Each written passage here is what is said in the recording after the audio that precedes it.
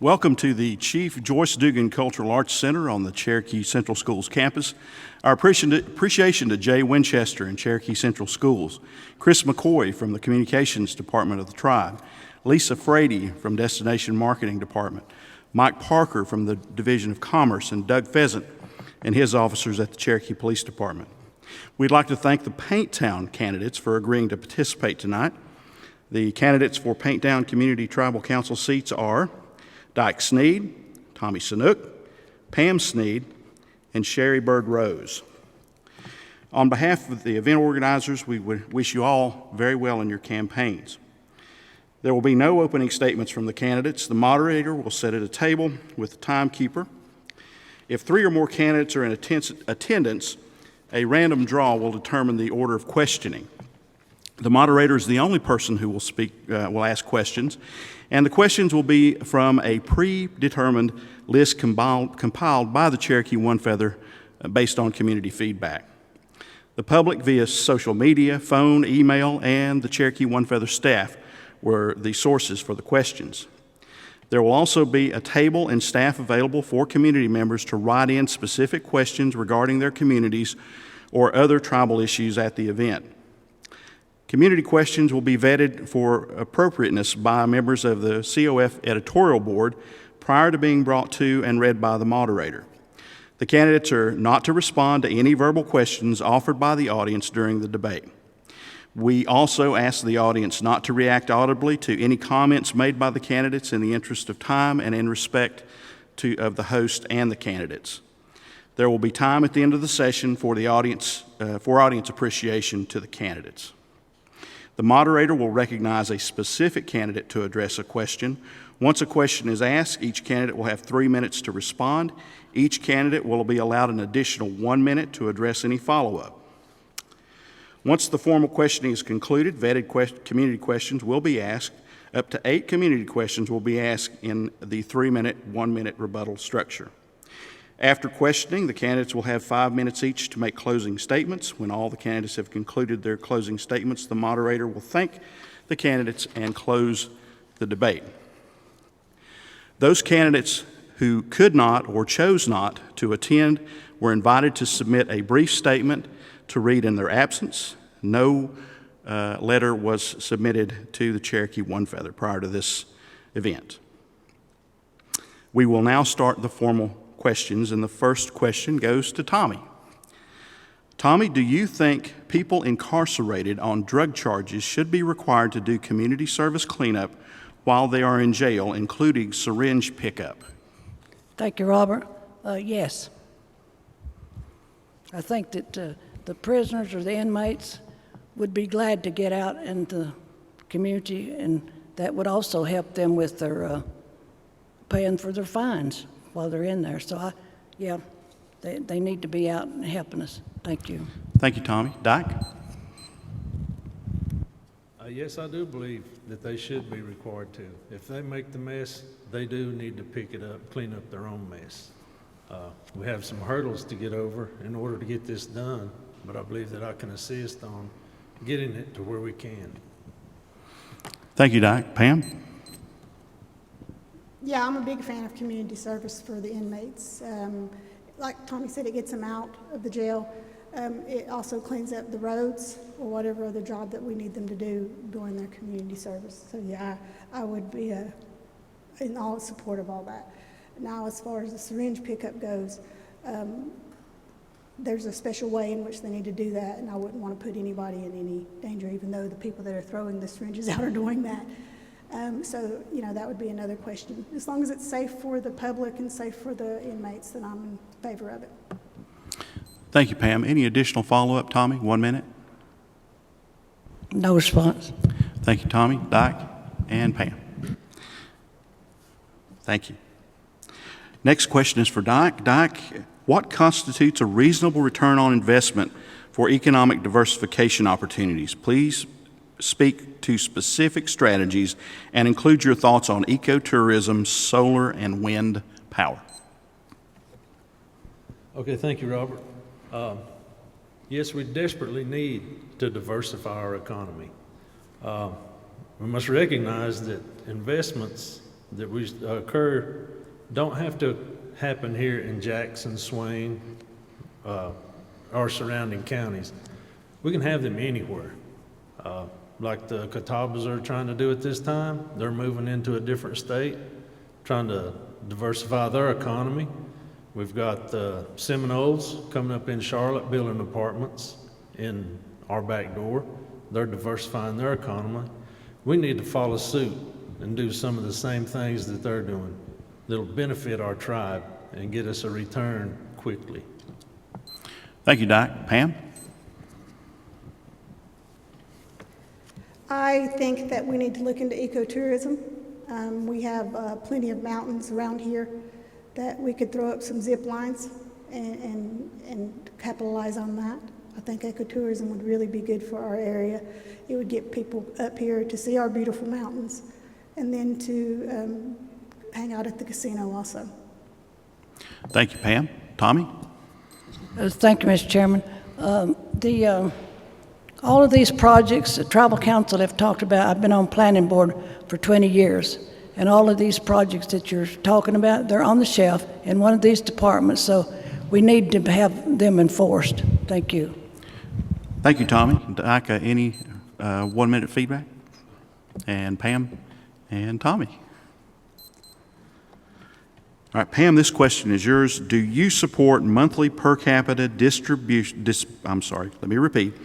Do you support monthly per capita disbursements as a means of universal basic income for tribal members? I think the way it's set up now is good. If you need it, you can tap into it if you want to, and if you don't, then you don't do it. I know it puts a lot of work on finance in order to do this monthly check that they put out, but it is their money, so I think if they want to get it every month, then they can. There are some cons to that, and I think that as we go along, we can work with those and tweak it as we need to. Thank you, Pam. Tommy? Thank you, Mr. Chairman. This is already in place under Chief Lambert's administration. He put this into place on the $500 a month you could get, so it's already in place. And no, monthly, I do not support. You can talk to any of the banks around and tell who's getting all this. Whenever they get their $500, they've got the drug dealers waiting outside for them. So no, I'm not in support of it. I wasn't in support. I think I was the only one that voted against it when Chief Lambert brought it in. Thank you. Thank you, Tommy. Doc? Yes, I believe this is an important issue. While we don't have a universal basic income, we do have per capita. My belief is that per capita is not a gift from tribal politicians, it's your money. And federal Indian law is clear on this. It's our money, or the whole tribe's money, and it's required to be paid under the force of law. No ifs, ands, or buts about it. That's the starting point. Second, I believe per capita should be paid on June 1st and December 1st. And with the loans, while I was on patrol, I would go out and I'd see the people that would benefit from this. It would be grandmothers and grandfathers that are raising their grandchildren, and they count on this money coming in. It would help them out, getting the kids clothes for school, vehicle repairs, and yes, I will vote to keep it. Thank you, Doc. You each have 1 minute of response time. Pam and Tommy and Doc. You know, I'm from the old school. At 29, I became a widow with 3 children. So I worked 3 jobs. So I wonder what's happened to the work ethics. You know, I mean, it can be done. I did it. And I know these young people can. So, no, I think that the $500 a month is plenty, you know. And it was set out to help the elders and the grandmothers. But they did it before. It's not the elders that's abusing it. They never have abused their pay, but it's our young people. And I ought not to say young people. It's the age group from, I think we did the study on, from 29 to 43. Thank you. Thank you, Tommy. Tommy, the next question does belong to you, and the question is, with substance use disorder being an increasingly significant concern for tribal members, should the tribe harshen punishments, continue them as is, or move to decriminalize illicit drug use? How do we aid our young people in helping without the ills of the criminal justice system? You know, if I had an answer to this, I'd be world famous. I don't have the answer. I know that incarceration don't help. I know that counseling doesn't help. I know that in order to, we've all been affected with drugs indirectly. Until you want to stop, that's the beginning. Thank you. Thank you, Tommy. Dyke? Yes, I believe that they should be penalized for this. Right now, you can pick up the paper anytime and see cases dismissed here on the reservation. Off the reservation, you see cases being charged. I've been saying for the whole time I've been out campaigning, we need structured sentencing. I'm not saying that the court system's not doing their job. I'm saying that we need to give them more tools to help them do their job. So. Thank you, Dyke. Pam? I've talked to someone in recovery, and I asked them, were they afraid of the jails? And she said, tribal jail, no, she was not. She said that she knew she could ask to go to drug court and be out on the street that day. Again, I think I agree with Dyke. We need to give our court system a little bit more power in order to have them pay for the crimes that they commit while they're out there. And again, and like Tommy said, there's just not one specific way to help these people go into recovery. One thing doesn't work for everybody. I have know people who have gone to prison and then that fixed them. And then there's other people that have gone to prison and it doesn't. We just have to keep them in our prayers and keep thinking about them and don't ever give up on them. But I do believe that we need to give the courts a little bit more powers to deal with them. Thank you, Pam. Each of you have 1 minute of response time. Tommy? Well, you know, the legislative body, which is tribal council, make all the rules. So if either of you are elected, then you can bring in legislation to do these. The court just enforces whatever we take to them. Thank you. Thank you, Tommy. Dyke, minute. As my time in law enforcement, as the chief of police, I did get it to where we had SROs up here in each of the school systems, teaching the DARE. The parents, they're not teaching it at home like it should be done. I told my guys, we're gonna have to do it for them. So we've started all the training that I went to. Everyone we went to said there's no way that we're going to be able to arrest our way out of this system or this problem that we have going on. It's going to come from training. Thank you, Dyke. Pam? Okay. Next question is for you, Dyke.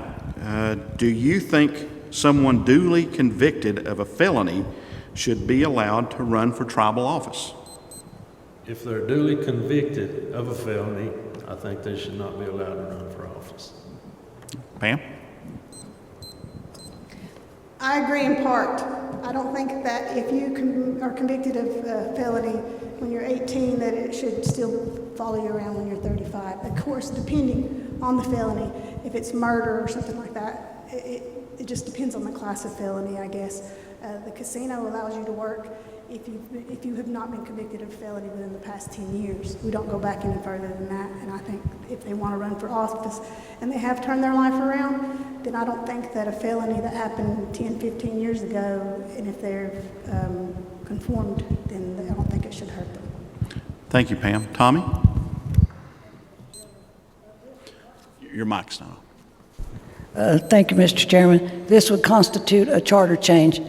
Thank you. Thank you, Tommy. You all each have 1 minute for response. Dyke, Pam, and Tommy. Okay. Next question is Pam's. Pam, what is your stance on discontinuing drug testing of EBCI tribal employees? I worked for the tribe for 23 years, and I was drug tested. When I worked for the Gaming Commission, we did a random every month. And then toward the end, when I was there, when we done a random, it wasn't a random, it was everybody. Everybody in the Gaming Commission got drug tested. I didn't ever worry about it. But now that I work for the DOT in Silva, they don't do drug testing, pre-employment drug testing, but they do drug testing if you have a CDL license, because you are driving those big trucks that are on the roads. So I can see the pros and cons to both of it. I'm not going to say that I would be totally against it, but I don't think it would be fair that we have to, if we would drug test the police, EMS, or the firemen, and then not drug test everybody else. So I think if we have to drug test them, then everybody else should be drug tested also. Thank you, Pam. Tommy? Thank you, Mr. Chairman. I'd leave it in place. Thank you, Tommy. Dyke? I think that there should be drug testing throughout the whole tribe for the tribal employees. We have tribal employees taking care of our children, taking care of our elders, taking care of our money for the tribe. We have people going down to try to get assistance from tribal employees, whichever department they're in. And I feel that they should be able to do this knowing safely that they're not dealing with somebody that's on or under the influence of drugs. Thank you, Dyke. You each have 1 minute. Pam? And I think elected officials should also be drug tested. Thank you, Pam. Tommy? No? Dyke, anything else? All right. Next question. Tommy, if the Catawba Indian Nation gets approved for a casino, what are your plans to help with any lost revenue? I'll go back to the question you asked me a while ago. All these projects we've discussed, you know there, you've been there about as long as I have. The adventure park, all these things, they're in place already. All we have to do is enforce them. And tribal council can't tell them, pull them off the shelf, just enforce the things that we already have, the projects. Thank you. Thank you, Tommy. Dyke? I think we need to make wise decisions on the investments that we do from now on. Like we spoke earlier, the different programs out there, how the Catawbas are doing, how the Seminoles are doing. They're seeking out different places to diversify. We need to follow suit and make wise decisions. Thank you, Dyke. Pam? For 20-something years, we haven't had any competition with our casino because there hasn't been anyone close. And now it's not a matter of if it's going to happen, it's going to be a matter of when it's going to happen. So it's going to happen. So I think that if they haven't already, Harris and the casino staff up there should go ahead and start looking at how the casinos in Vegas do it. I mean, they have competition right across the street, but somehow these businesses stay going and they keep making more money.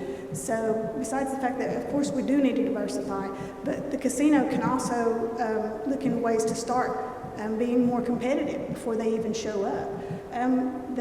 One of the compact rules is that our games have to be set at a certain percentage of a payout. We can loosen those. We can have people winning more, and then they'll start coming back to us, because a complaint that I have heard through the years is that our games are too tight. We can loosen them up and get people to come here. Thank you, Pam. Tommy, any additional follow-up? You have a minute. And Dyke, anything else you'd like to say, Pam? All right. Next question is yours, Dyke. What are your thoughts on cannabis and its economic potential for the EBCI?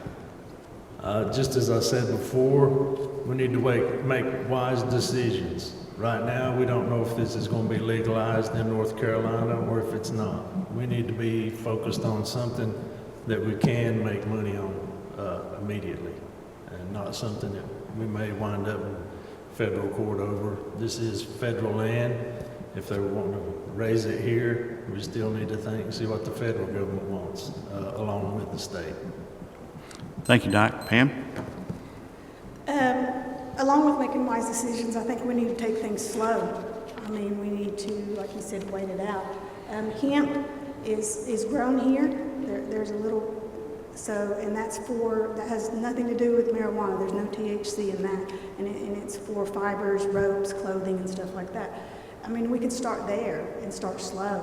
And then we need to educate the public. We need to educate our enrolled members and explain to them how are we going to do this. and what the process is. We do not need to jump into this head first. We need to slowly walk into it. So I think we need to take our time and inform the enrolled members if we decide to do anything. Thank you, Pam. Tommy? Thank you, Mr. Chairman. A feasibility study is already in the works. Thank you. Thank you, Tommy. Any, a 1 minute for Doc, I'm sorry, 1 minute, and Pam, and Tommy. All right, next question goes to Pam, and the question is, are you comfortable with the current levels of transparency in government? Do you support public access to all government budgets and procedural documents? I think we need to take a look at this like every enrolled member is a shareholder of a company. And those shareholders get to look at certain papers. And I think we should be allowed that too. I don't like going to or watching council or hearing them say, okay, next up is purchasing land for $6.7 million, and we're all sitting out there going, we didn't know about that. We didn't know that they were going to spend $6.7 million on some land. And again, we need to be told beforehand what these plans are. I think they get them a few days before they even go into council. And I think we as the enrolled members also need to get that information before they go in there.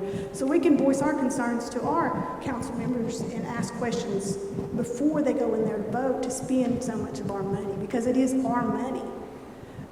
So I think it needs to be a little bit more transparent. I understand that personnel issues don't need to be transparent, but I think if we're going to spend millions of dollars, then we all need to know about it beforehand, before it gets spent. Thank you, Pam. Tommy?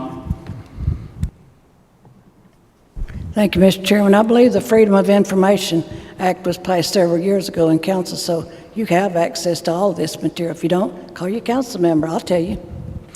Thank you, Tommy. Doc?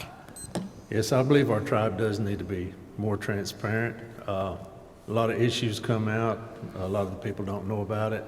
It's not put in the paper. Not everybody goes to the community club meetings. They need to have access to what's going on in our tribe. When I was chief of police, I've worked under 2 different chiefs of the tribe. I had one, every meeting we had, he would tell me to go back and share everything that we discussed with my employees. And I had one tell me that everything that's discussed here needs to stay here. So we do have a long ways to go in this. Thank you, Doc. Pam, any additional follow-up on that question? Tommy, any additional? Well, I think that any program we have, you have that opportunity to ask, and I don't see any of our programs telling you no. I mean, so far they haven't. Thank you, Tommy. Doc, anything additional on this question? Next question goes to Tommy. And Tommy, have you read the recently proposed Constitution, specifically what is good and what is not about the document? I have read the Constitution. I think it's a good framework. It's not ready to go out, but it's a good framework to begin with. But it needs hours and hours and hours of we've had several work sessions on it, but it's far not ready for the people to go out. And if you've not seen it, there's plenty of copies in the community clubs has them, library has them. So get you a copy and read it and study it, because it's basically a good framework, but that's it so far. Thank you, Tommy. Doc? Yes, I've seen portions of it. Some that I've saw, I don't disagree with. I kind of like the term limits for council. I agree with that, and for our chiefs and our vice chief, I think that's a real good foundation they've got going there. But the part with the Grand Council, I don't think that I can support that. Anything that diminishes our Grand Council, that's what our tribe was founded on. I can't go along with that part. But it is a good start, and we need to keep going with it and build it as we get it. Thank you, Doc. Pam? I've read the Constitution draft, and I agree. It's a good base. It's a good start. We should continue having discussions on it, getting more feedback from the communities. What's good about it, it does give the people the power. I mean, and it's wrote down. And another good thing about it is it also gives gives responsibility to the people. That's another thing that comes along with it, is that they have the responsibility to help us help our government out. And I think that's very important. I like the term limits that is in there. And I agree with Dyke, the Grand Council would need to have more work done on that Constitution. Thank you, Pam. Tommy, 1 minute on a response on that. Okay. Dyke, anything? And Pam. Dyke, this question is yours. How do you change the EBCI working climate or environment so that there is no fear of political retaliation? If the employees are fearing retaliation, now's a good time. It's election year. They can change the people and put somebody in there that they can trust. They could also look at, same as the police department, it has a board over them, the police commission. They could have a commission set up to be over HR to assist them, an employees advisory committee or something like that. Thank you, Dyke. Pam? We could even look into making HR their own separate entity from the tribe. The tribe has several tribal entities out there, and they're run by a board. That's who their bosses are. And I think if we keep HR separate from the tribe and from any politics involved as much as we can, then that would help the employees out. Thank you, Pam. Tommy? Thank you, Mr. Chairman. I think that the people that the chief and the vice chief have in their office, such as their secretary, their admin assistant, ought to be their choice. I know they have to have loyalty, but as far as these secretaries go, I think that they ought to be able to apply like any employee and be picked on their qualifications, not political appointments, but they need to be.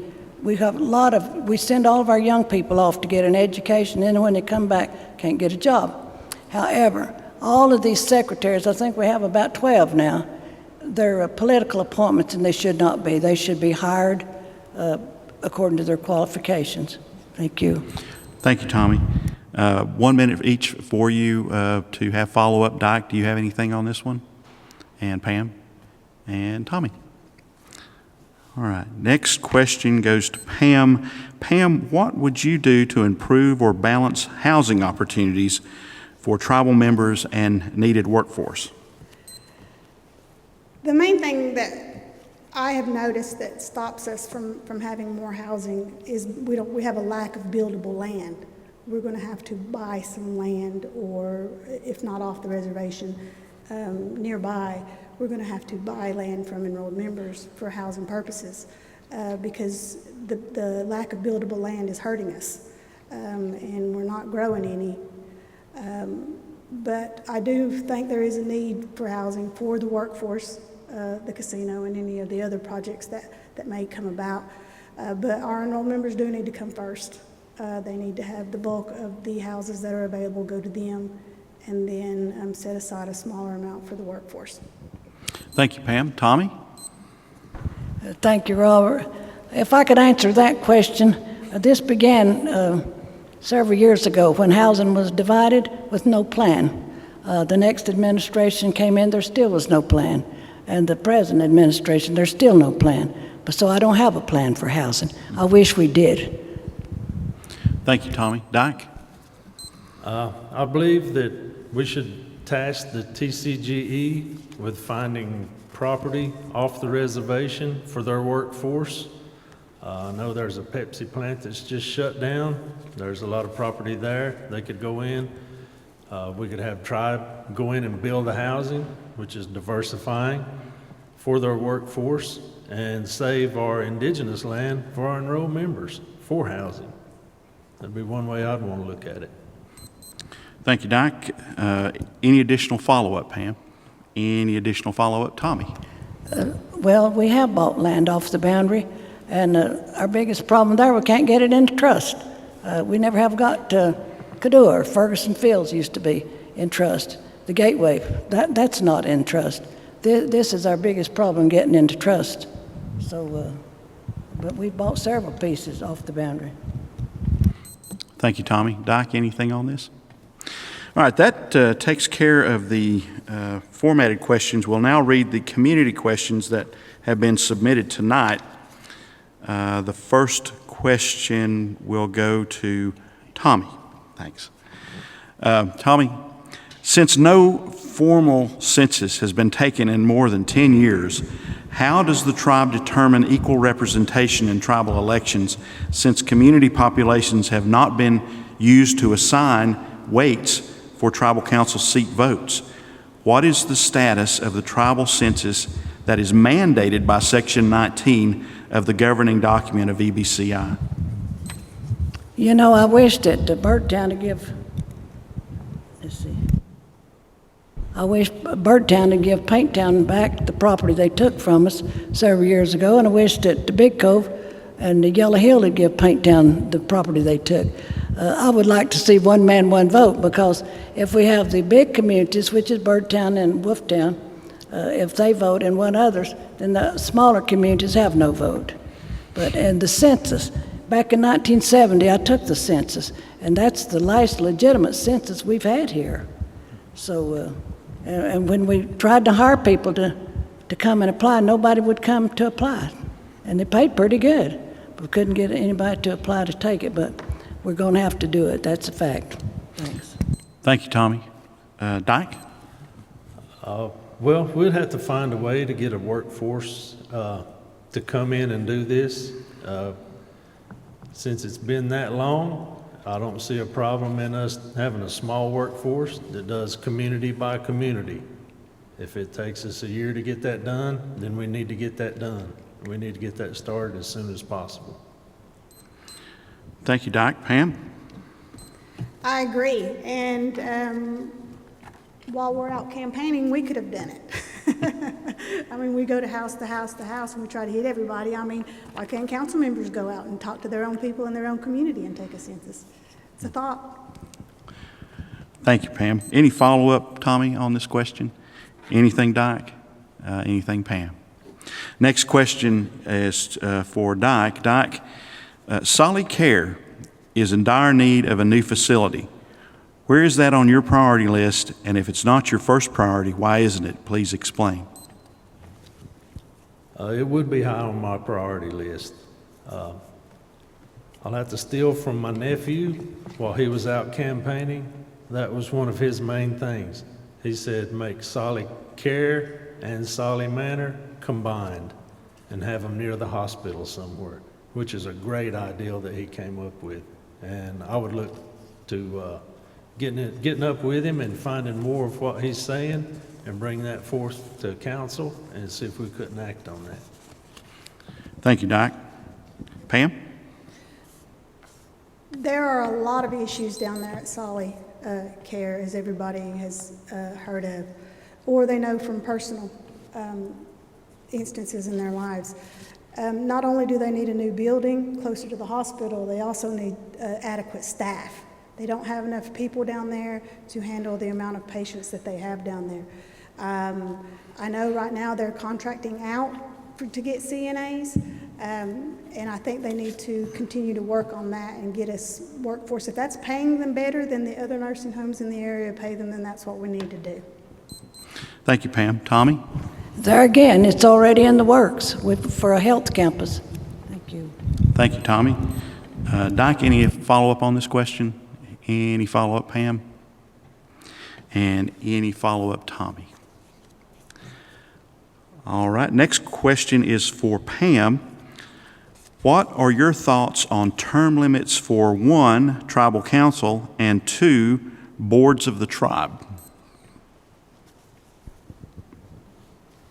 Tribal council terms, I think they should go maybe five terms for 10 years at the most. If you get into council, you may not, and the Constitution has them at three terms right now. Some things that you can do can't be done in 3 years. I think 5 terms would be really good for tribal council, which would equal 10 years. Now the boards, currently the 2 that I know of are the TCG and the TCGE, and they do roll off. Every 2 years, I think they're supposed to one comes off and they hire another person, or they can just renew that person that's already on that board if they want. That seems to be working, as long as they keep track of who came on first before the other. Thank you. Tommy? Robert, what was the second part of your question? The whole question is, what are your thoughts on term limits for tribal council, one, and then boards of the tribe? Boards? Yeah. Okay, thank you. Every 2 years, we have term limits. Our constituents say yay or nay. I'm not for term limits because the community decides that every 2 years on tribal council. On boards, that's already in the code that there is term limits. They got to be reappointed or not. And some of them, we had a board member come in there the other day that served on the board 23 years. Well, these are not lifetime appointments. And so we are working on that right now. Thank you, Tommy. Dyke? I feel this should be put out to a referendum and let the Eastern Band of Cherokee Indian members vote on this and let us know what they want us to do. We're just a voice for them. If they want us in there 2 years, 4 years, 10 years, 20 years, let's let the people decide. Thank you, Dyke. Pam, any follow-up? And Tommy, any follow-up on this question? And Dyke, do you have anything else? Next question is for Tommy. Tommy, what can council representatives do to provide opportunities for success to young adults and teens? What was the last part? It says, what can council representatives do to provide opportunities for success to young adults and teens? Young adults and who? Teenagers. Oh, teenagers, good. I'm all for the youth. There are a lot of opportunities already provided. I think we're probably the only tribe in the country that provides free education to anywhere they want to go, as long as they keep up their grades, which is great. And once again, they come back here, and I think we ought to give them the opportunity to either shadow some of the programs and get a job, because we've got some smart kids. Thank you, Tommy. Dyke? I think our school system needs to bring vocational training back. That would help our youth tremendous. It did me when I was in school. I went to every one of them that I could get into and enroll in, and it makes for a better young person, I feel. They've got a work ethic. They get taught that in the class, and I'd like to see that back in place. Thank you, Dyke. Pam? I know the school system has been working on a program to get kids, when they're junior, senior year, basic skills like taxes. You have to pay your car insurance. You have to buy tires. You have to get your tag renewed. This is stuff that these kids need to know, and I think we need to implement that more in the area schools, because we just throw them out into a world with a substantial amount of money, and they don't have any clue about having to file taxes. I mean, some of them do. Not all of them are, don't know how, but I think if we had a class or set up a program to teach them, to help them walk them through the simple life things that you have to know as an adult. I'm also in favor of trade schools. Being a single parent, I've come to find out that it's really hard to find a plumber when you need one. It's really hard to find an electrician when you need one. And I think if we had those, more children and young adults go to those schools, and that would help not just the tribal programs, but the enrolled members too. Thank you, Pam. Additional 1-minute follow-up, Tommy? I think that most of the counties have this. We've got Southwestern, we've got Haywood Tech, we've got Tri-County down in Murphy. All these trade schools, they're offered in high school. They can go on while they're in high school and get these things and graduate early. A lot of our kids are doing that. Thank you, Tommy. Dyke, any follow-up? And Pam, any additional follow-up? Next question is for Dyke. Dyke, if a council representative breaks a law due to their oath of office, should they be investigated and suspended until cleared? Yes, they should. From the law enforcement stance on this, if an officer got into trouble He will be suspended with pay until the outcome of his case, and I feel that council members should fall under the same. Thank you, Dyke. Pam? I agree. If they're charged with a crime, then they need to be suspended until pending the outcome of their court case. Thank you, Pam. Tommy? I agree. We have the Code of Ethics, and I would encourage Pam and Doc to get them and read it. We already adhere to a Code of Ethics, and it is stringent. We have a reporting mechanism every 3 months that we have to report any contributions, donations we've received or given. But we have a strict Code of Ethics. So I'd encourage you to go by and get you a copy and read it. Thank you, Tommy. Dyke, any additional follow-up on that? And Pam? Any additional follow-up? And Tommy, same. Next question is for Pam, and it is, if an non-enrolled member encroaches on the land of a tribal member, what action do you feel tribal government should take to remedy the situation? If a non-enrolled member encroaches upon an enrolled member's land, then I think our government or our police force should step in and do what we can. I know we run into the issue of that we can't prosecute them on in our court system because it happened on tribal land. But I think maybe we need to start talking to the state or the counties that other reservations are in, and maybe we can work up an agreement with them or with the federal government and figure out how we can prosecute them for trespassing on tribal land. Thank you, Pam. Tommy? Thank you, Robert. The encroachment, we just had a case like that not long ago, but you have to go legally on the encroachment. The only thing that the tribe has right now is banishment, and tribal council can banish. We did a banishment last week, but if somebody's encroaching on your property, you don't want to shoot them. You might think you do, but you have to go by the legal avenues. Thank you, Tommy. Dyke? Yes, banishment is one option. While I was the chief of police, I think I hold the record on banishing non-enrolled members from our tribal lands. But encroachment is a different issue.